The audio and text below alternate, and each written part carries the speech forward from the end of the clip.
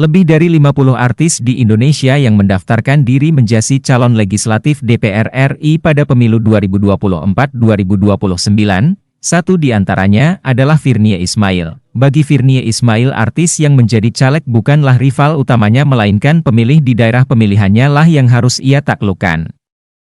Virnie Ismail terdaftar dalam Dapil Banten 3 meliputi Kota Tangerang, Kabupaten Tangerang, dan Tangerang Selatan. Menurut Virnie, untuk maju menjadi caleg DPR RI tidak bisa hanya mengandalkan tampang dan popularitasnya di dunia keartisan, karena masyarakat cerdas memilih wakil aspirasi mereka ke legislatif.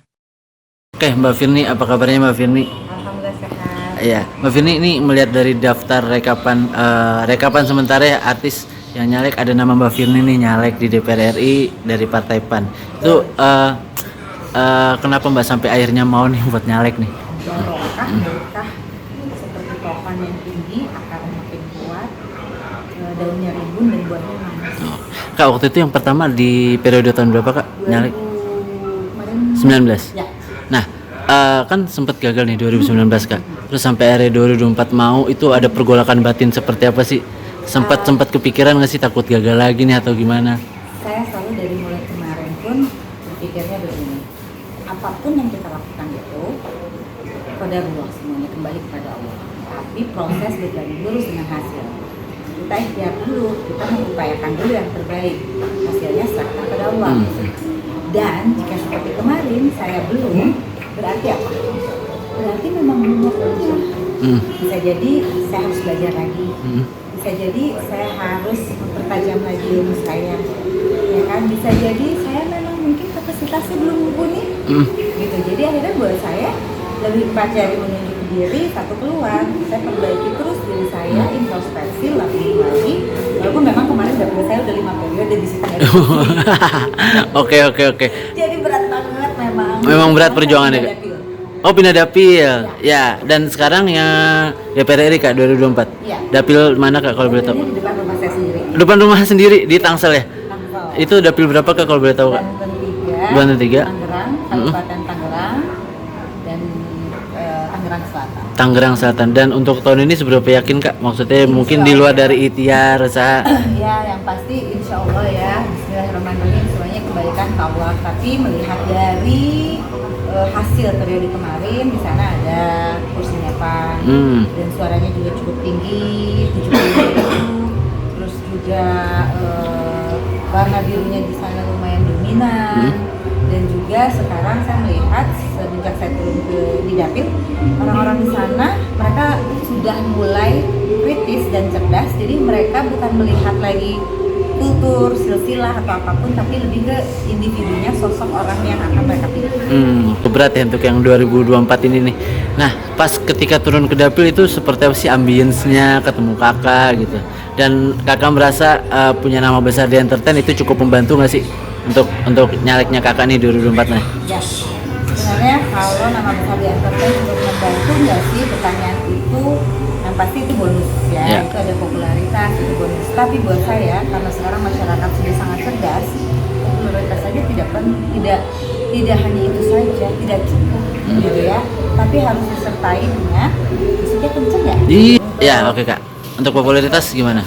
Untuk artis popularitas itu bonus, tapi bukan hanya cukup sampai di situ. Gitu, apalagi masyarakat sekarang itu sangat cerdas, mereka sudah berpikir kritis.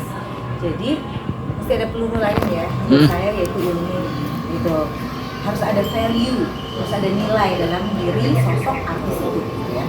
Kalau artis dikenal karena cantiknya, karena cakepnya gitu ya, itu bonus, akhirnya populer. Tapi kalau ilmu cerdas itu value, dan menurut saya kalau terjun di dunia politik menurut saya itu sangat penting. Kita harus punya ilmu yang kita memang kuasai di bidangnya. Oke. Dan sejauh ini sudah banyak ilmu yang diserap Kak 2 periode nih. Ya, selain ilmu di lapangan yang pasti kita harus punya ilmu pengetahuan yang memang, kalau saya interestnya memang karena saya kuliah psikolog, saya memang interest sama ibu dan anak. Jadi kalau turun di dapil saya fokusnya sama perempuan, saya fokusnya sama anak-anak gitu. Jadi yang saya aplikasikan di lapangan adalah ilmunya itu. Kok Kak, pas turun ke dapil seperti apa Kak ambience-nya? Ya, alhamdulillah mereka positif, yang pasti happy karena mungkin baru melihat ada mereka baru melihat ada caleg DPR RI yang turun langsung door to door sapa pemilih. Serius? Ya. Oke. Katanya hampir semua wilayah tidak pernah ada yang turun langsung, apalagi DPR RI. Biasanya katanya hanya tahu dari orang tertentu dan menginformasikan ke yang lain ataupun tim sesnya saja. Tapi kalau buat saya, mereka jangan hanya mengenal sosok atau wajah atau nama, tapi mereka harus kenal sama orang. Buat saya itu jadi nilai ibadah. Saya juga ke lapangan itu di dapil banyak belajar, banyak berkah ilmu yang saya serap baik dalam kehidupan saya jadi meskipun ya kan. Jadi jalan setiap hari itu tuh buat saya selalu dapat pelajaran. Oke, Kak. Nah, pelajaran apa aja yang didapat selama ketemu masyarakat di dapil? Satu, pelajaran bersyukur. Kalau misalnya di dunia entertain, kayaknya kita selalu bisa jadi never enough. Oke. Ya kan? Udah ini, ada lagi nextnya gitu. Tapi kalau dengan saya melihat ke dapil, saya bersyukur atas nikmat berkawah yang diberikan.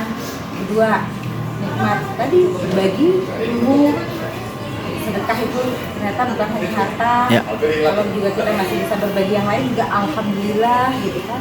Terus apalagi ya? Yang pasti melihat sekeliling, melihat anak-anak, melihat perempuan-perempuan militan yang mereka bisa multitasking dan mereka berjuang untuk keluarganya. Itu saya banyak banget melihat gitu ya, mama militan gitu yang mereka tuh struggling loh. Mereka bisa ngurus anak ya, mungkin memainkan peran sebagai kepala keluarga juga gitu, tapi nggak melupakan kodratnya sebagai perempuan, dan itu nggak mudah, apalagi kalau buat laki-laki pasti udah nggak sanggup. Jadi saya melihat di lapangan dengan segala kondisi yang ada di sana, tapi mereka masih tersenyum, mereka masih happy, itu kan meaning ya, gitu, tanpa akhirnya complaining atau merengut atau marah-marah gitu. Mereka menikmati hidupnya. Tapi kakak sempat merasa nggak yakin nggak sih untuk bisa menjadi wakil dari dapil kakak nih untuk menyerap aspirasi mereka gitu sebelum akhirnya nyalek yang kedua kalinya ini? Insya Allah kalau yang sekarang saya sudah yakin. Kalau buat okay. saya proses pembelajaran saya cukup serius, baik buat ilmu pengetahuan diri saya sendiri maupun saya learning dari pemahaman orang lain, ilmu pengetahuan saya sendiri. Seperti saya kuliah selama pandemi hampir mau 3 tahun ini, saya kuliah online terus di rumah. Saya nggak ngambil job stripping, saya nggak syuting. Alhamdulillah dapat bonus gitu ya, saya 3 gelar atau 4 gelar di belakang nama, tapi bukan masalah gelar, tapi pemahaman yang saya dapatkan. Okay. Akhirnya point of view saya memandang hidup, memandang orang, melihat sekitar apapun itu berubah tinggalnya. Okay. Dan itu baru saya rasakan setelah saya melewati proses panjang kuliah, learning. Saya juga ada ikut kajian satu pemahaman Quran di online gitu. Itu akhirnya membuat saya jadi tahu apa sih makna hidup yang sebenarnya, apa sih tujuan kita hidup di muka bumi ini. Berat dan itu pembahasannya. Jangan panjang itu dulu. Tapi akhirnya itu yang membuat saya jadi merasa ternyata bisa jadi apa yang ada di pikiran kita selama ini itu belum tentu benar. Okay.